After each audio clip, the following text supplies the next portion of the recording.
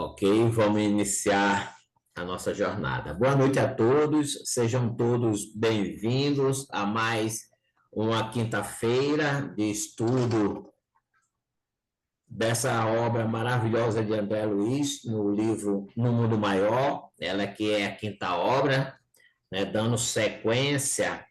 Hoje iremos estudar o 13º capítulo, será apresentado pelo nosso querido irmão Milton, né? Lá do Centro Espírita Fraternidade do Maranhão, né? São Luís do Maranhão. Que nós possamos ter as nossas mentes e os nossos corações abertos, né? Para compreender tudo aquilo que Milton trouxe para dividir conosco. Temos na harmonização a Ana Maria Gomes, na prece inicial de Lu e na prece final Iara Baixa. Então, que nós possamos silenciar nossos corações. Ana, com você, querida. Boa noite a todos. Do livro A Mensagem do Dia, ditado pela espírito da irmã Sheila. A alma humana é como um celeiro abençoado. Quando abastecida de ensinos superiores, transforma-se em manancial de luz, saciando a fome de consolação da humanidade sofredora. Vazia, porém, fica sujeita à poeira da inércia e ao mofo do desânimo. Se já reúnes as sementes do Evangelho em tua alma, não as guardes só para ti. Vai ao mundo e semeia. Semeia. Ainda que a ventania da indiferença as disperse pelo espaço, semeia. Mesmo que a erosão do egoísmo as arraste para longe, semeia. Ainda que o solo estéril do desamor as impeça de se desenvolverem, semeia. Onde quer que estejas e com quem estejas, semeia. Não exijas, porém, em tempo algum, a colheita farta e rápida, porque se cada espécie vegetal no mundo obedece ao ciclo próprio de desenvolvimento, cada alma humana também tem o tempo certo para despertar e sublimar-se. Que assim seja. Boa noite, meus irmãos. Após essa leitura tão rica e edificante, vamos continuar com os nossos pensamentos elevados e dirigir nossa prece a Deus Pai de misericórdia, a Jesus, nosso mestre, nosso amigo, nosso irmão, a espiritualidade amiga e protetora da nossa querida casa, Associação Espírita Fraternal, e das demais casas aqui representadas, ao mentor espiritual de nosso irmão Milton de Oliveira Lozada, facilitador do estudo da noite de hoje, aos mentores espirituais de cada um de nós. Só gratidão. Gratidão por mais esse dia de vida, gratidão por mais essa oportunidade de estudo e reflexão. E vos pedimos que o mentor espiritual, do facilitador do estudo da noite, o intua, para que suas palavras toquem nossos corações e nossas mentes.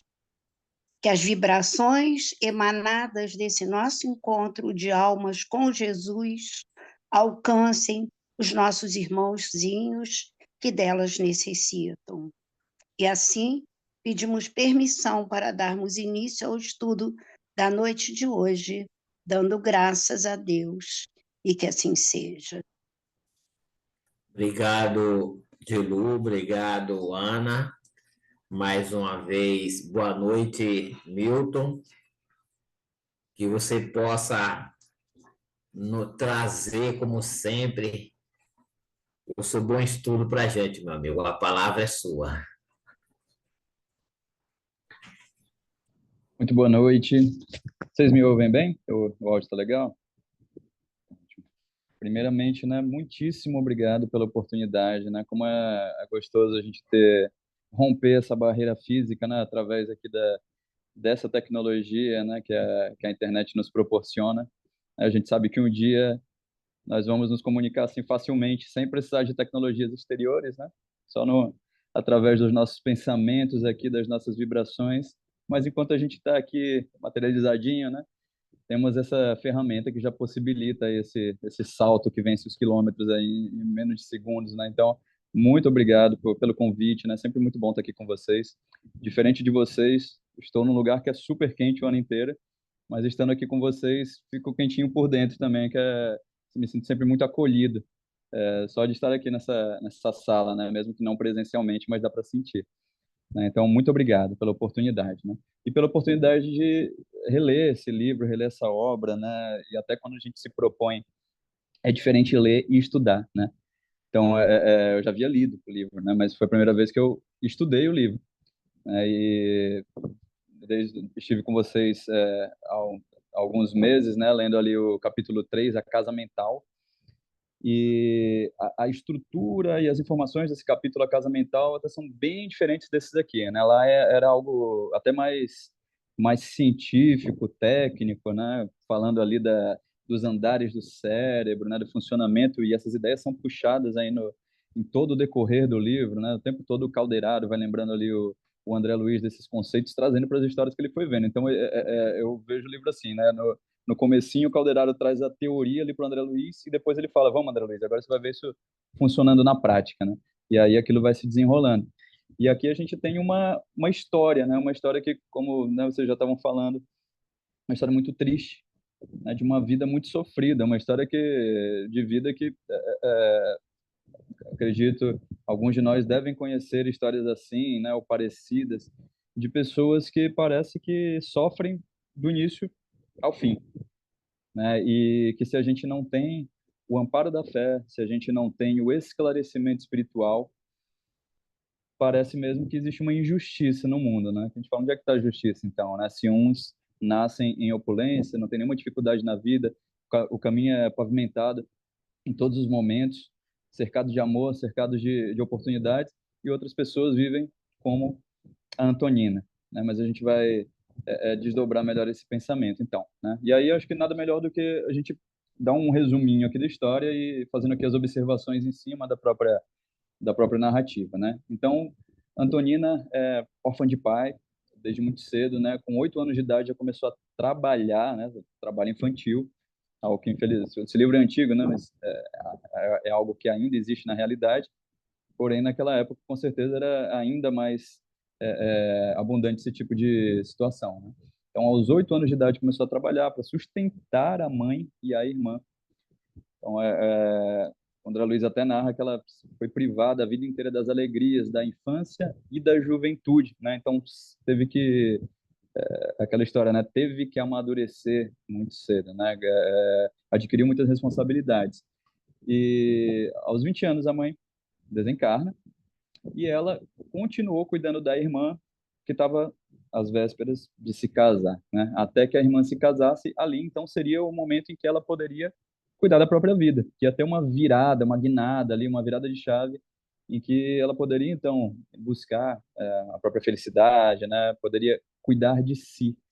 Porém, isso não acontece, porque o marido da irmã, aí palavras do André Luiz, né, se caracterizava por nefanda viciosidade. Então era alguém que se entregava aos vícios, se entregava à embriaguez, embriagado, chegava em casa e praticava violência doméstica, né? Ele fala ali sobre né, distribuía tapas, insultos. Então a Antonina, preocupada com a irmã, e a irmã a essa altura já tinha 4 filhinhos, então a Antonina com 4 sobrinhos, ela se vê ali ainda na obrigação de continuar naquele cuidado, né, com a irmã e com os sobrinhos, até para que coisa pior não acontecesse ali.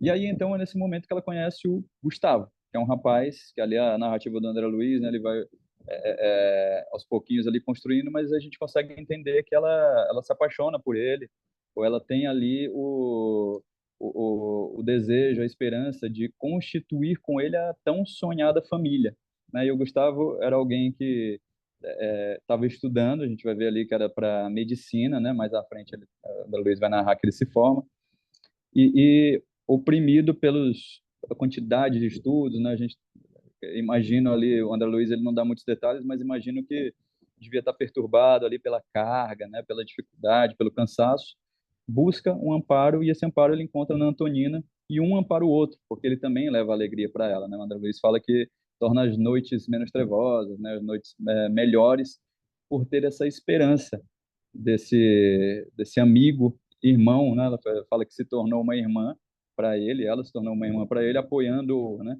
Então, até acho que nos dias atuais, isso aí a gente tem que lembrar que essa narrativa aí é bem antiga. Nos dias atuais, provavelmente já seria um namoro, né? Mas sabe que as coisas caminhavam muito mais devagar, né? Então, eles ficam ali numa amizade, uma amizade muito forte, e ela com essa esperança de um dia constituir família com ele.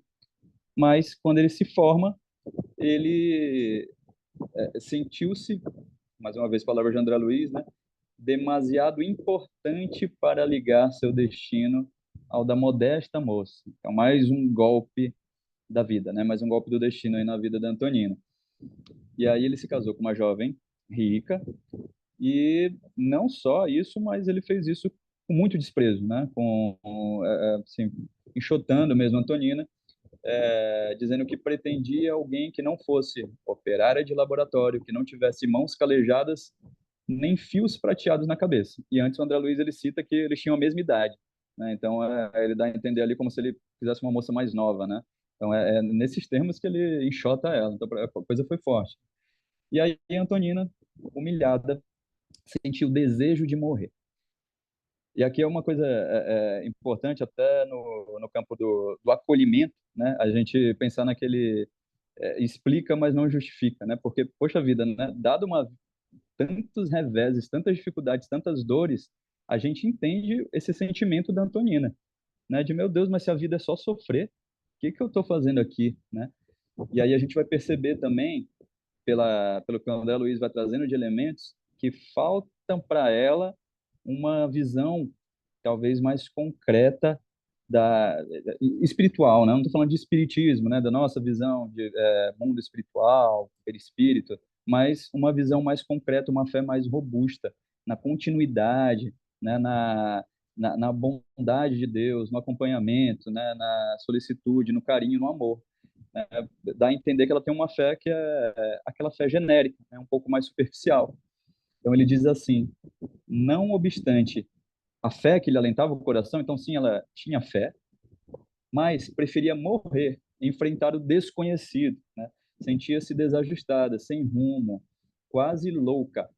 Não seria mais razoável, inquiria a si própria, buscar as trevas do sepulcro do que apodrecer num catre de hospício? Então, o André Luiz coloca isso aqui de uma forma muito interessante, nessa balança dela. Olha, entre o desconhecido e o conhecido, eu não sei o que vai acontecer quando eu morrer. Eu prefiro essa sombra do sepulcro, né? Eu prefiro esse desconhecimento, eu prefiro esse talvez nada do que o que eu estou vivendo agora, né? Então, a gente vê o quão delicado nós não termos uma visão clara enquanto criaturas espirituais, enquanto seres espirituais, né? Uma visão de continuidade. Mais uma vez, não estou falando de espiritismo, né? Porque nós sabemos que essa não é a única porta, né? Essa não é a única possibilidade de compreensão, de esclarecimento, né? Outros caminhos também levam a esse destino, né? Mas nós vivermos a fé como um elemento da nossa vida.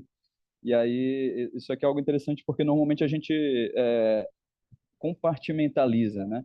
Então, assim, eu sou o Milton que vai trabalhar agora, então põe o chapéu de trabalhador, né? De trabalhador da empresa. Eu sou o Milton que vai lidar com a Flor, então põe o chapéu de pai. Aí eu sou o Milton que vai lidar com a Thaís, então põe o chapéu de marido. Agora eu sou o Milton que vai aqui conversar com a sociedade fraternal, e aí eu ponho o chapéu de espírita, né? E isso não faz sentido, porque nós somos seres integrais, né? Então a fé é para ela estar integrada a todos os âmbitos da nossa vida. Então eu percebo, mesmo que numa nuance muito leve, né? O André Luiz não aprofunda muito esse aspecto, mas eu percebo uma fé mais superficial que possibilitou essa dúvida. Poxa, entre o desconhecido e aquilo que eu já sei que é ruim, vou apostar no desconhecido, vou buscar a morte. E aí ela se prepara ali para o suicídio. Bem, é nesse ponto que o André Luiz e o Calderaro encontram a Antonina, né? E o André Luiz até percebe que o Calderaro não está muito para conversa ali, né? Ele fala, não está se demorando em explicações porque tinha algo para fazer ali que era muito urgente, impedir aquele suicídio. E aqui começa a se desenrolar esse amparo espiritual. Isso é lindo. A forma como esse amparo ocorre, como esse amparo acontece, é lindo. E até antes de eu começar a falar sobre como acontece com a Antonina, né? Para a gente ir lembrando que, bom, sim, a Antonina ela é muito merecedora, né? Que ela passou uma vida de abnegação. Ela viveu para cuidar do outro, né? Para cuidar da mãe, para cuidar da irmã, para cuidar dos sobrinhos, para impedir que algo ali acontecesse. Então, é sempre pensando no outro. Isso garante a ela um auxílio muito próximo, né? Mas todos nós recebemos auxílio, né? E aí eu lendo aqui, revisando essa história de Antonino, eu até me lembrei de uma passagem lá do Obras Póstumas, né? Que é um livro que complementa as obras do Kardec, né? Foi lançado após o desencarne dele, com escritos ali que foram reunidos que ele ainda não havia lançado. E em um capítulo específico é demonstrado lá uma conversa dele numa mediúnica com com seu guia, né, com seu mentor espiritual, e ele pergunta, né, vocês se interessam pela minha vida, assim, minha vida aqui no cotidiano, no dia a dia, né? E ele perguntava aquilo porque ele estava passando por alguns apertos ali de ordem financeira, né? E aí o que ele estava querendo saber é, será que eles me auxiliam nesse sentido? Será que também assim eu recebo apoio? E aí o espírito responde, claro, se a gente te ama, como é que a gente não vai se interessar por isso, né? Isso aqui é muito importante, né? Porque talvez a gente faça uma ideia desse auxílio como algo muito distante, então só as coisas de ordem muito elevada são tratadas pelos espíritos e no resto a gente meio que se vira aqui, mas não. Nós recebemos auxílio nas pequenas como nas grandes coisas, a gente não é abandonado em nenhum momento, né? Então, em tudo, nós somos intuídos, nós somos amparados, nós somos consolados, em tudo tem alguém do nosso ladinho ali, ou alguém, né? Uma gama de espíritos ali que nos amam, corações que são ligados ao nosso, portanto, que não querem que a gente passe dificuldades, ou melhor, né? Vão nos auxiliar a lidar com essas dificuldades de maneira que a gente cresça com elas e não se afunde, né? Então, esse capítulo aqui, para mim, o que mais brilhou aos olhos foi essa questão da assistência, do amparo, né? Que aí a gente vai começar a falar agora. Então, o Calderaro diz, né, para André Luiz, que ele tem instruções para impor a Antonina o sono mais profundo, logo depois da meia-noite. As instruções dele que ele recebeu são essas. E aí, então, ele vê que está chegando o momento ali, está perto da meia-noite, ele começa a fazer aplicações fluídicas de uma influência anestesiante.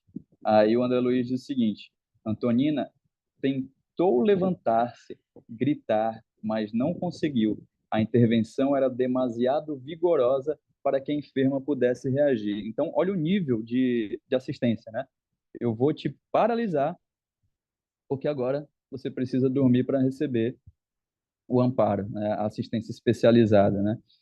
E aí eu fazendo também as conexões aqui, né? Até o Dia dos Pais está chegando, parabéns a todos a nós, papais, né? Eu como um apaixonado, né? Em tudo eu vejo assim, eu lembro de alguma coisa, me conecto aqui à minha filha, né? De alguma coisa, de alguma forma eu ligo, os neurônios se ligam aqui, vai logo para a flor, né? Isso aqui me lembrou quando ela está muito estressada, quando ela está naquela explosão que a gente sabe que é muito própria das criancinhas ali de 2, 3 anos, né? Cérebrozinho dela tem informação ali ainda, ela não consegue conter as emoções. Então tem hora que ela explode, né? E aí ela pode até se machucar. E aí qual que é o meu papel?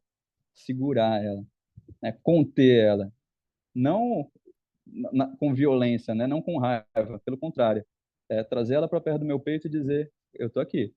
Eu tô aqui, você vai passar, papai tá aqui, tá tudo bem. Eu sei que você quer ir pro parquinho agora, eu sei, brincar é legal, né? Mas agora não é hora disso. Então, essa contenção, né? E aí eu lendo essa atitude aqui do Calderaro, da espiritualidade aqui em relação à Antonina, me veio isso, né? quão paternal, quão maternal é isso. E é isso, temos verdadeiros pais e mães, né, que estão fazendo isso por nós, até quando a gente não quer, porque aqui não era o que ela queria, mas era o que ela precisava, e ela mereceu esse amparo, né? Então ela é contida dessa forma, ela é anestesiada. Quer gritar, quer levantar, mas não consegue, ela capota, né? O corpo dorme, o corpo desliga. E aí, então, o André Luiz narra que aparecem duas entidades aureoladas de intensa luz. A gente sabe que a luz ela está diretamente conectada à elevação espiritual, né? Eu lembrei ali do Voltaire, né, do Frederico Figner, que ele fica chateadíssimo, né, porque ele achava que pelo trabalho dele na seara espírita, né, um grande movimentador do espiritismo no Brasil, ele achava que ele ia sair brilhando, né, quando ele desencarnasse. Quando ele desencarna, a luz dele está pequenininha, porque ele não fez um trabalho íntimo. E aí ele vê uma professora que não tinha nenhum trabalho ligado à religião, mas que amava muito, que se abnegava muito, se dedicava muito, e essa senhora aparece brilhando ali, né? Então a gente sabe que a luz ela tem essa relação direta com a elevação espiritual. Então são duas entidades elevadas, né? Aureoladas de intensa luz. Quem são essas entidades? Mariana, que é mãe da Antonina, né? Foi mãe da Antonina na última encarnação, já estava desencarnada, né? Como a gente viu no comecinho, ainda quando a Antonina era criança. E o Márcio. Márcio que fica meio enigmático, a gente não sabe exatamente como que ele se encaixa ali na vida da Antonina, né? Mas o André Luiz diz que ele é um iluminado espírito ligado a ela desde séculos remotos, né? Então é alguém que já tem uma história longínqua aí com ela de outros momentos, né? E aí dá a entender também, né? Isso foi uma interpretação minha, mas eu compreendi ali que o encontro com a mãe não é novidade para Antonina, porque, ou pelo menos o André Luiz, ele não narra nenhum espanto, né? Aquele espanto de, nossa, minha mãe, depois de tanto tempo, né? Ela vai ali, abraça a mãe e já fala, mãe, não me deixa voltar, né? Eu quero morrer, não me deixa voltar porque é só dor, é só sofrimento, é só desilusão, né? E a mãe ali ampara, né? Tá ali com ela, mas quando ela vê o Márcio, aí a situação é outra, né? Quando ela vê o Márcio, algo acontece ali com ela. Então aí o André Luiz narra assim, na hora que ela percebe a presença do Márcio, ele diz, né, o André Luiz, a moça abriu desmesuradamente os olhos e ajoelhou-se instintivamente, amparada pela mãe. Parecia esforçar-se por trazer à lembrança alguém que ficara em pretérito longínquo. Observava-se-lhe a extrema dificuldade para recordar com precisão. Contemplava o emissário banhada em prantos diferentes. Não vertia lágrimas lutuosas de momentos antes. Então, já não eram mais aquelas lágrimas de desespero, né? Tocava-se agora de sublime conforto, de júbilo místico. Achei tão bonito isso aqui, júbilo místico, né? Algo que transcende, algo que eleva, algo que a gente não sabe explicar, porque mística é isso, né? Não é algo sobrenatural, porque a gente sabe que não existe o sobrenatural, tudo são leis naturais. Se o André Luiz está usando a palavra místico aqui, ele está falando de uma outra coisa, ele está falando de algo que a Antonina não conseguia compreender naquele momento, que lhe nascia inexplicavelmente nas profundezas do coração. Gente, imaginem que todos nós temos figuras assim na nossa vida. Isso aqui é muito bonito, né? Então, por quantos momentos, em quantas situações da nossa vida essas pessoas, esses espíritos que já caminharam bem mais do que a gente, mas que têm uma relação íntima com a gente, vieram ali nos encontrar, nos dar um conselho, nos dizer, não faça, calma, vai passar, eu estou aqui com você, né? Então, a mãe dela e o Márcio, né? Que é esse espírito a quem ela é tão ligada pelos laços do amor, isso fica bem claro.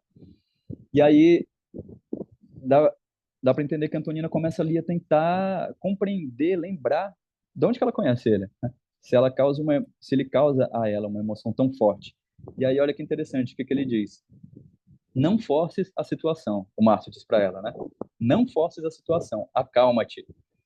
Não nos bastará o presente, cheio de abençoado serviço e renovadora luz.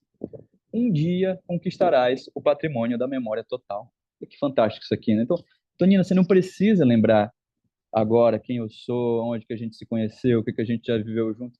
O presente já é um presente, né? O que você vive agora é tudo o que você precisa. Aí é o que eu me lembrei lá do Evangelho segundo o Espiritismo, né? O esquecimento do passado, que o Kardec, trazendo ali respostas que já estavam até no Livro dos Espíritos, ele vai dizer que Deus deu para a gente o que a gente precisa e basta, enquanto espíritos encarnados, que são as tendências instintivas e a voz da consciência, né? Tendências instintivas que nos localizam, que é aquilo que eu olho e me vejo, né? Opa, foi assim que eu reagi, foi assim que eu falei, foi assim que eu até me surpreendi comigo mesmo. Então, eu percebo ali o que tem aqui dentro de mim, eu percebo quem eu sou, ou melhor, como eu estou, e a voz da consciência, que é o que me remete ao futuro, né? A esse futuro que todos nós chegaremos, de iluminação, de pureza, né? De aperfeiçoamento, né? De como espíritos perfeitos, como espíritos puros que um dia seremos, fatalmente, né? Ninguém escapa, né? Que condenação boa é essa, né? Estamos condenados a sermos perfeitos e felizes, né? Todos vamos chegar lá. E essa consciência, essa voz da consciência remete a gente a isso, lembrando, olha lá na frente tem um farol, e é lá que você vai chegar. Você vai chegar lá.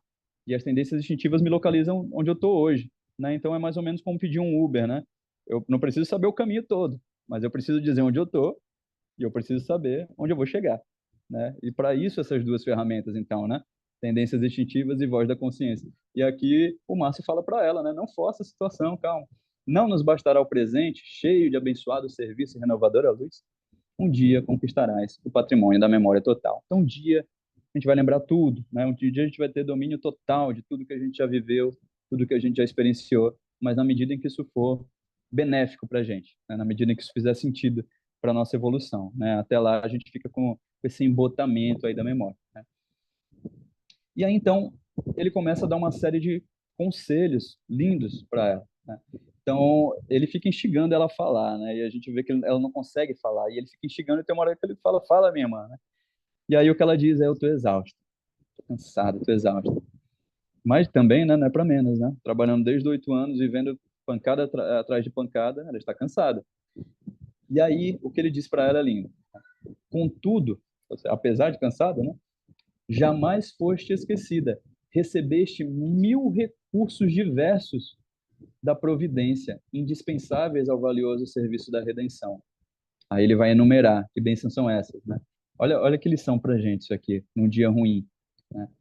As bênçãos, o corpo terreno, as bênçãos do sol, as oportunidades de trabalho, as maravilhas da natureza, os laços afetivos e as próprias dores da experiência humana não serão inestimáveis dons do divino suprimento? Ignoras, querida, a felicidade do sacrifício, renegas a possibilidade de amar? Gente, que forte isso aqui, né? Isso aqui me lembrou lá do Livro dos Espíritos, que o Kardec ele faz uma pergunta que qualquer um de nós poderia fazer, né? A gente deve se perguntar isso aqui também, né? Se Deus quer que a gente evolua, por que ele não envia assim um monte de espírito com demonstrações assim bem patentes, né? O Kardec até fala isso, né? Manifestações generalizadas e patentes, que aí todo mundo ia acreditar, né? Todo mundo ia ver. Bom, então existe um mundo espiritual. Então por que não é demonstrado assim, de forma mais ostensiva, né? Na nossa cara? Deus poderia fazer isso. E aí os espíritos respondem assim: desejaríeis milagres? Vocês querem milagre? Deus os espalha às mancheias pelo vosso caminho, de mão cheia, né? Então, assim, como assim? Você está falando que vocês queriam milagre? O milagre está aí. E aí é isso aqui que o Márcio está falando, né? O corpo, o sol, a natureza, né? Aí, mais uma vez, minha filhinha, a Flor, né? As crianças despertam a gente para essa filosofia da vida, né? Eu desço aqui com ela, aqui perto de casa, eu nunca tinha percebido. Eu já andei aqui várias vezes, mas eu nunca tinha percebido os brotinhos que nascem no estacionamento do carro, porque cai uma sementinha aqui, que é de amendoeira, e aí que eu fui descobrir o nome da planta, né, da árvore. Cai uma sementinha que é de amendoeira, ela meio que apodrece a casquinha, e aquele brotinho ali fecunda e começa a nascer ali, uma coisa linda. E ela fica impressionada, ela desce e ela fica ali, sem brincadeira, 1h30 de brotinho em brotinho, né? O brotinho está nascendo, esse já nasceu, esse não nasceu, essa semente não abriu. Então é a Flor me lembrando da minha filhinha de 2 anos e meio, me lembrando disso aqui que o Márcio está falando. para Antonina, né? Deus espalha os milagres para a gente, o corpo, a natureza, o sol, o fato da gente estar podendo se comunicar aqui, né? O fato através das cordas vocais, a gente consegue emitir sons que são compreensíveis, e através do aparelho auditivo a gente ouve, entende, e consegue repercutir ali e ter uma conversa, acrescentar ideias, trabalhar ideias. É fantástico. Nós estamos cercados de milagres, né? E nós somos lembrados aqui, junto com a Antonina, né, desses milagres, aqui pelo Márcio. E aí ele continua, então, né? Sim, ainda o Livro dos Espíritos trouxe mais essa parte aqui que complementa, né? Ainda nessa resposta do Deus espalha os milagres às mãos cheias, os Espíritos também dizem, em sua bondade, ele lhes deixa a nós o mérito de se convencerem pela razão. Então, não é por feitos, né, fantásticos. É para a gente realmente colocar a cabeça para pensar e o coração para sentir, vivenciando aquilo que está ao nosso redor e chegar, então, na conclusão de falar, meu Deus, como nós somos abençoados, né? E aí, isso aqui que o Márcio coloca para Antonina, né, até nas dores. Então, perdão. E as próprias dores da experiência humana não serão inestimáveis dons divinos, do divino suprimento, né? E aí o Kardec vai falar lá na Gênese, né, que a dor é o aguilhão que impele o homem ao progresso. Isso aqui é interessante demais, né? Então, sem a dor, o que seria fisicamente da gente sem a dor, né? Existe uma condição física, neurológica, né, em que as pessoas elas não sentem dor. E essas pessoas dificilmente chegam à vida adulta. E chegando à vida adulta, dificilmente envelhecem. Por quê? Porque eu boto uma mão em cima de uma chapa quente e eu não sinto. E eu fico lá queimando minha mão, né? E eu tenho alguma diverticulite, por exemplo, e eu não sinto aquilo lá dentro de mim. Aquilo vai evoluindo. A dor serve para dar um alerta, né? Uma luz de alerta no nosso painel de controle. Olha, tem algo errado, tem algo errado. As dores morais também, né? As dores psíquicas, né? A ansiedade, a depressão, também são luzes ali para a gente, dizendo, olha, tem algo a ser feito, tem algo a ser mudado, você precisa passar para o próximo estágio, né? Lagosta, tá na hora de você quebrar essa casca aí. Tá na hora de você sair dessa casquinha, que você tá pequena aí, que você tá grande para essa casca já. Você precisa de outra, né? Então, se a gente não tivesse a dor, e aí por isso o Chico Xavier falava, né? Minha bendita irmã, minha bendita amiga, né? Falava que a dor era amiga dele, ele reconhecia isso, né? Na sabedoria dele, na elevação dele, ele reconhecia isso. Sem a dor, ele não caminharia. Sem a dor também, dificilmente nós caminharíamos. Então, são lembretes para a gente, né? São luzes para a gente lembrar que a gente precisa caminhar, né? Então, por isso, o Márcio fala isso aqui para ela. E aí ele continua, né? Falando sobre a condição de solidão. Ele está falando aqui especificamente sobre isso. É da vontade superior que recebas, por enquanto, olha que forte isso aqui, né? As vantagens que podem ser encontradas na solidão. Imagina, né, se não há um preparo, se não há uma instrução, parece que a gente está falando aqui de um masoquismo, né? Uma coisa de gostar de sofrer. Como assim as vantagens que vêm da solidão? Também falando sobre as dores, o que ela pode colher com isso, né?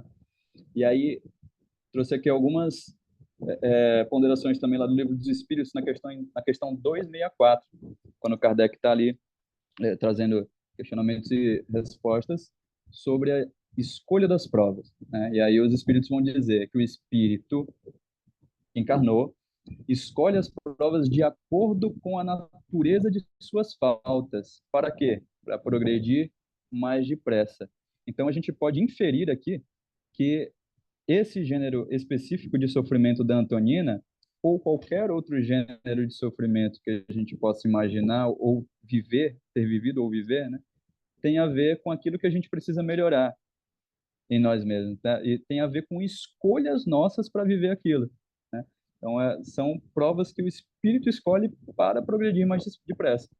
E aí eles dizem: impõem a si mesmos uma vida de privação e misérias, objetivando suportá-las com coragem. Então, o que o Márcio está fazendo aqui nada mais é do que tocar assim na memória da Antonina, dizendo: minha irmã, lembra por que você escolheu esse gênero de provas, né?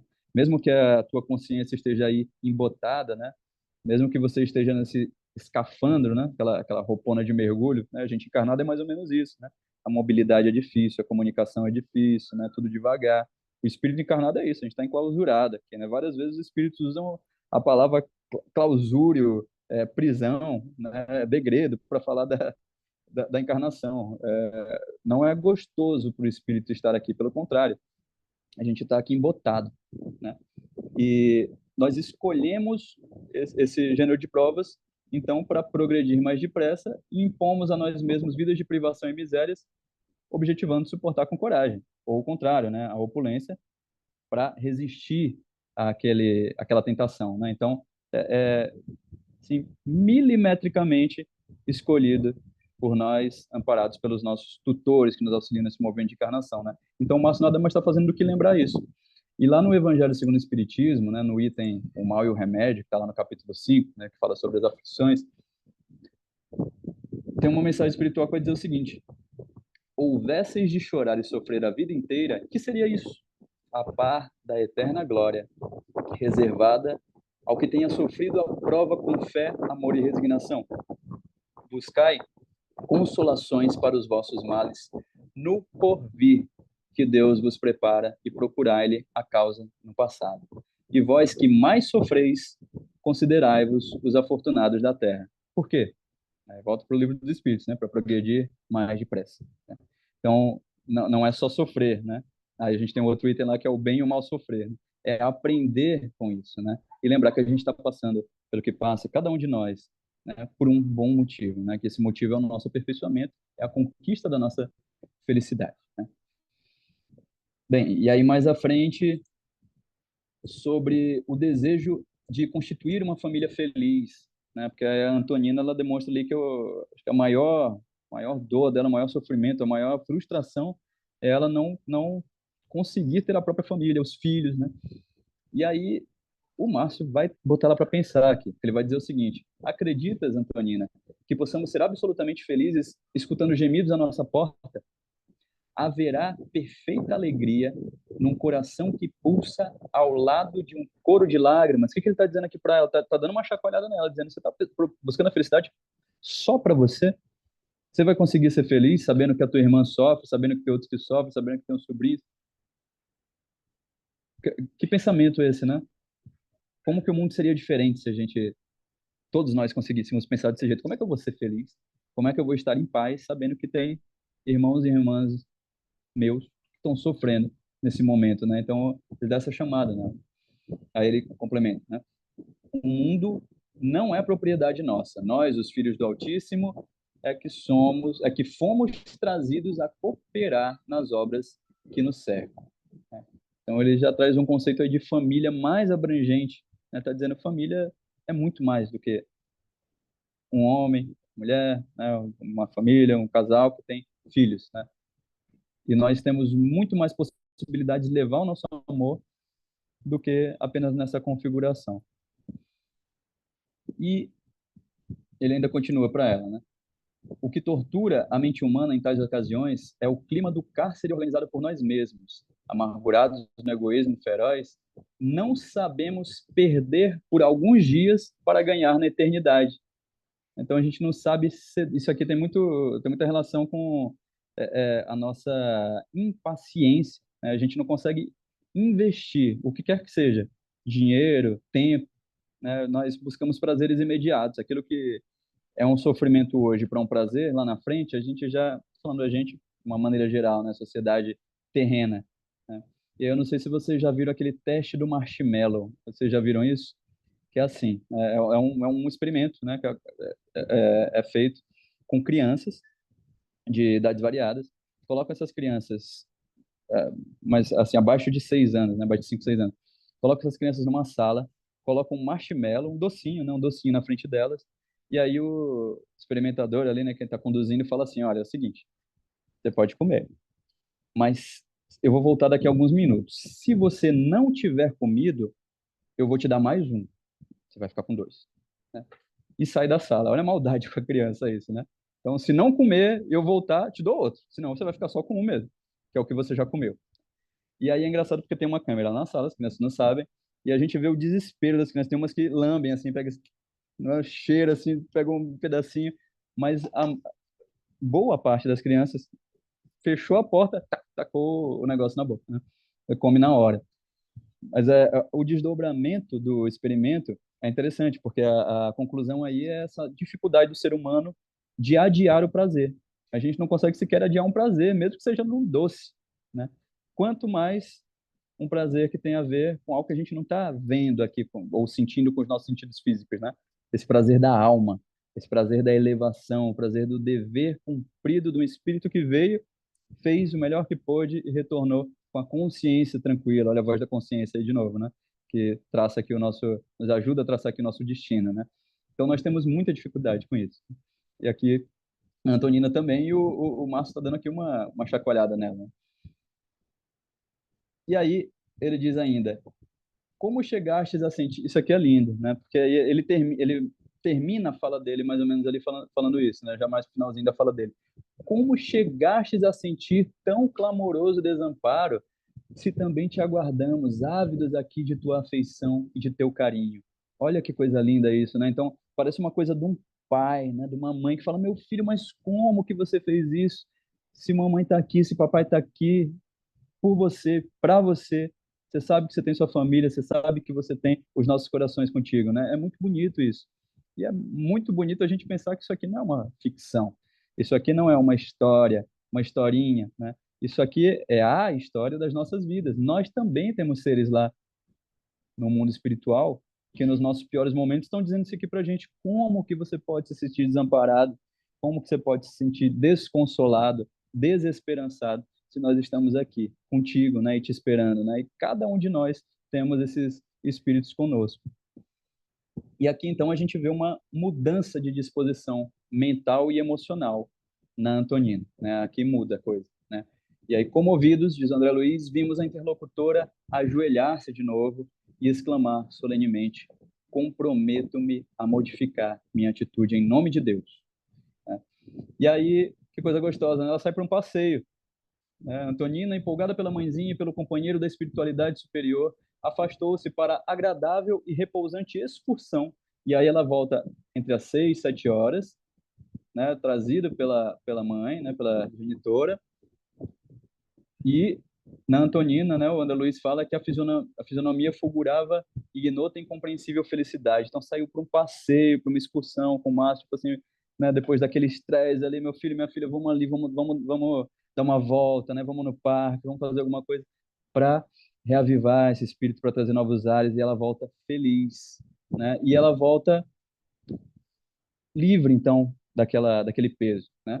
O instrutor ajudou-a, aí é o Calderaro já aqui, né, a reapossar-se do envoltório fisiológico, cercando-lhe o cérebro de emanações fluídicas anestesiantes, de novo, né?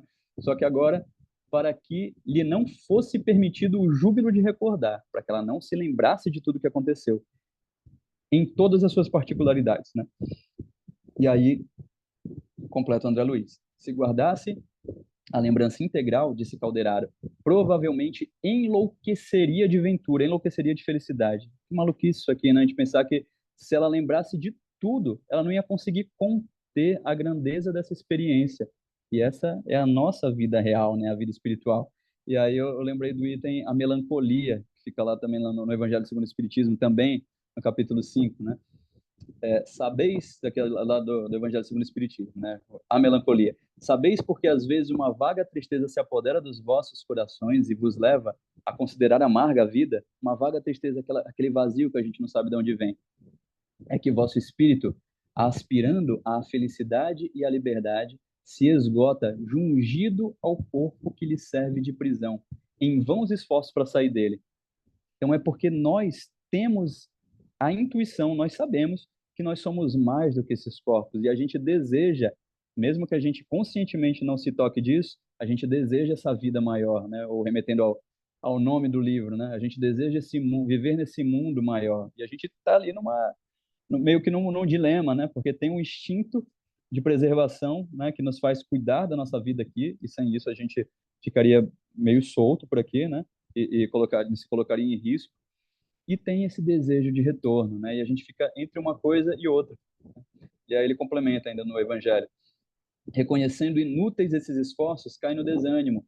E como o corpo lhe sofre a influência, toma-vos a lassidão, o abatimento, uma espécie de apatia e vos julgais infelizes.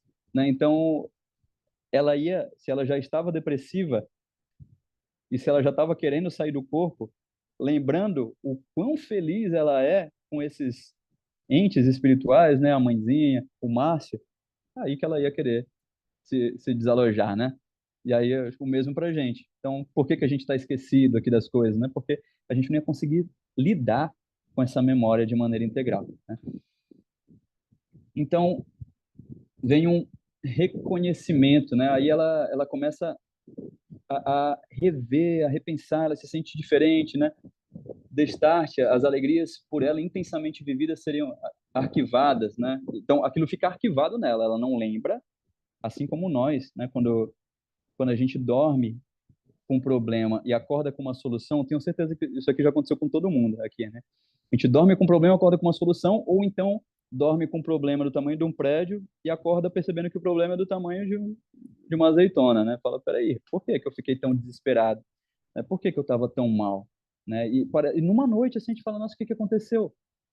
E a gente vê o que acontece com a Antonina e pode imaginar o que que acontece conosco, né? Quando isso acontece. Nós somos ali, recebemos essa consultoria, né, dos seres que nos amam e que enxergam a vida de um ponto mais alto do que a gente. E a gente volta sem essas lembranças diretas, mas com as impressões íntimas, né, que é o que o André Luiz fala aqui.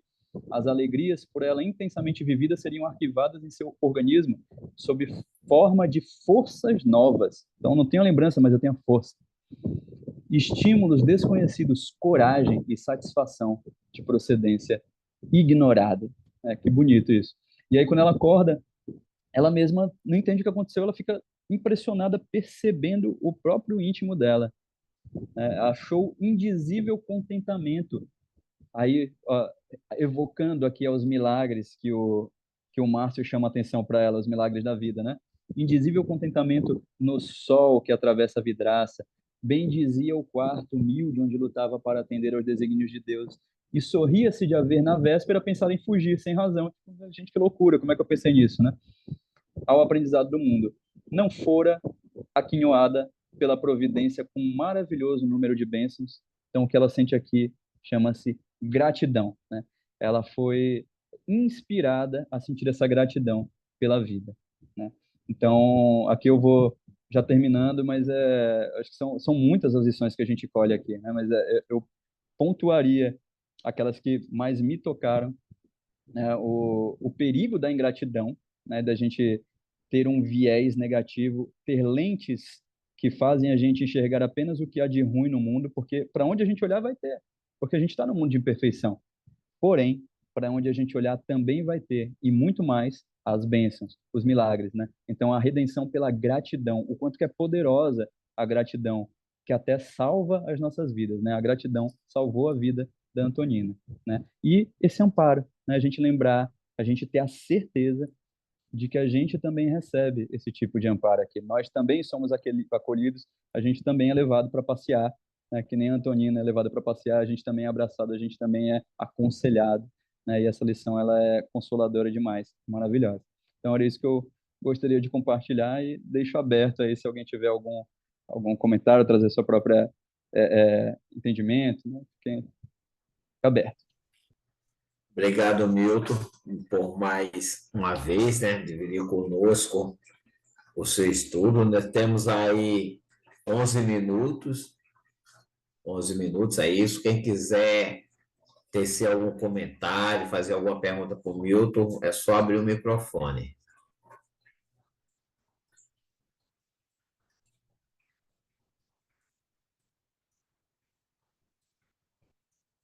Cara, Eu o achei, Milton hoje. Não, pode ir, pode falar, Yara. Pode falar, Yara. obrigada. Eu achei muito interessante a maneira como ele colocou, né? E uma coisa que me chamou muita atenção, além do estudo dele, foi muito bom, foi quando ele lia os trechos e ele dizia: Olha que coisa linda, olha isso que lindo. Falei, meu Deus, é mesmo, é muito lindo.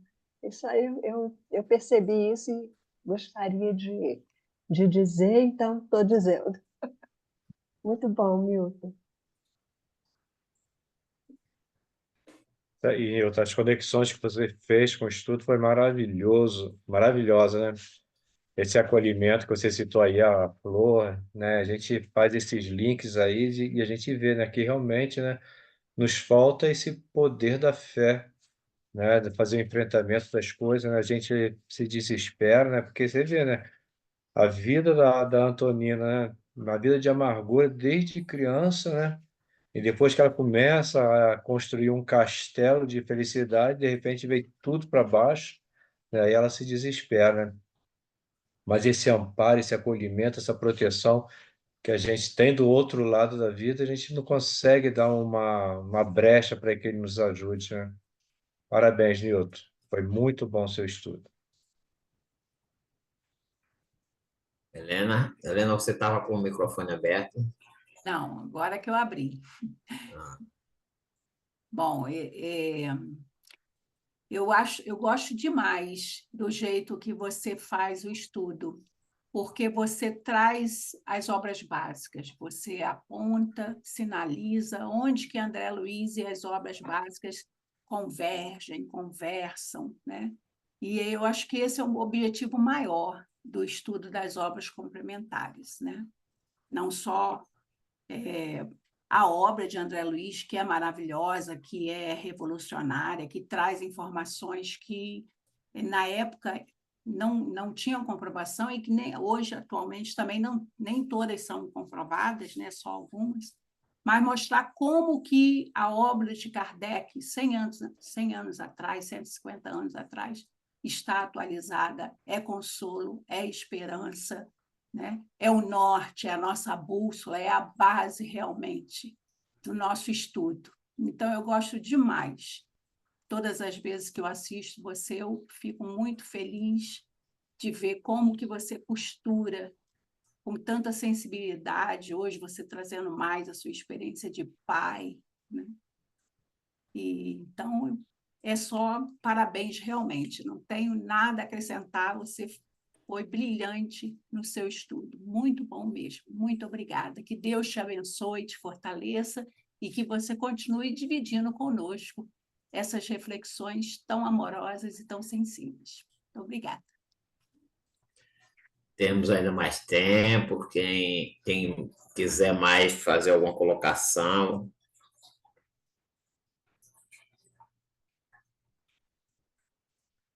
Bom, já que ninguém fala, eu vou falar. Que eu acho interessante que é a grande mensagem do livro, né? Que é essa questão da família universal, né? Como podemos ser felizes, você bem colocou isso, vendo tantas crianças órfãs, tantas desigualdades sociais, tanta miséria, tanto sofrimento, né? Então, esse grande consolo que faz com que elas amanheça com esperanças renovadas, né? É a gente aprender realmente esse amor familiar, né? Para com todos, não só os consanguíneos, né? Mas a família universal, que é a base mesmo, né? Que é quando a gente realmente entender isso e viver essa mensagem, né? Não haverá desigualdades, né? Não haverá não haverá nada disso, haverá só o amor, né? Como bem falado no Evangelho segundo o Espiritismo, no capítulo 11, que é a lei do amor, né? Esse amor que liberta, que transforma, que nos leva para outra dimensão, a dimensão dos espíritos, né? A dimensão espiritual. Então, achei bem interessante. Nancy abriu o microfone, quer fazer o seu comentário, né? Eu concordo plenamente com o que o Milton falou. Eu tinha umas anotações aqui, quando ele falou em gratidão, eu já tinha anotado isso, né? E uma das lições que eu percebo nesse capítulo é a nossa fragilidade com relação à nossa fé. E quando eu digo nossa, eu quero dizer nós, espíritas, que já temos o conhecimento e que ainda somos tão frágeis diante das adversidades, né? Porque nós temos o conhecimento, nós sabemos que estamos sendo sempre assessorados, intuídos, amparados, E muitas vezes, no nosso dia a dia, na nossa vida, diante das tribulações, diante de acontecimentos que a gente não espera, nós nos sentimos totalmente desesperados, vou dizer assim, sem saber que atitude tomar. E eles nos chamam, esse capítulo nos chama bem a atenção sobre isso, sobre o amparo que existe, sobre essa preocupação, né, dos amigos espirituais, de nos mostrarem um caminho para a gente seguir. E como é que a gente fecha os olhos? Como é que a gente não percebe que está sendo amparado? E é justamente que quando ele fala, esse amigo espiritual da Antonina que fala para ela, olha o sol, olha quando a gente para um minuto, né, do nosso trabalho, do nosso dia a dia, das nossas preocupações, e olhamos a natureza, muitas vezes nós sentimos vergonha daquilo que nos preocupa, porque nós temos tantas coisas boas ao nosso redor que são merecedoras do nosso entendimento, e a gente despreza por coisas tão pequenas, né? Por querelas que passam, ou porque uma pessoa não simpatiza com a gente, ou porque não concorda com a maneira como a gente vive, e a gente deixa escapar tanta beleza que existe e que Deus nos proporciona todos os dias e que poderíamos ser felizes. Outra coisa que você disse também sobre o amor universal. Quantas pessoas se sentem desamparadas porque não podem ter um filho, mas quantas crianças desamparadas, né, que gostariam de ter uma madrinha. Eu não digo nem uma mãe, mas uma madrinha que as acompanhasse, né, que se interessasse por elas e que poderia preencher os dois lados. E às vezes as pessoas ficam ali, batendo na mesma tecla o tempo da sua vida sem se permitir ser feliz.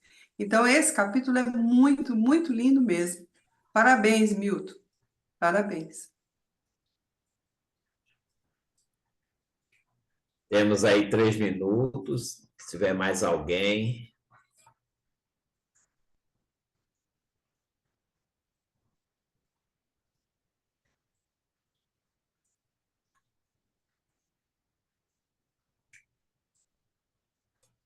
Então, sendo assim, Milton, muito obrigado. Reiterar a nossa gratidão, meu amigo, por você, que gostaria também de corrigir, que eu abri o estudo falando da Sociedade Espírita Fé, mas Sociedade de Estudo Espírita Fraternidade, é o nome da casa do Milton, né? Leva para essa casa maravilhosa o nosso abraço fraterno para todos que lá militam por você, meu irmão.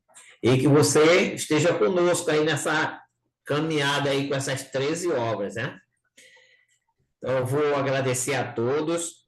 Semana que vem, no capítulo 14, né, Medidas Salvadoras, nós temos nosso irmão Davi dos Santos, lá do Centro Espírita Fé, Esperança e Caridade de Nova Iguaçu, no Rio de Janeiro.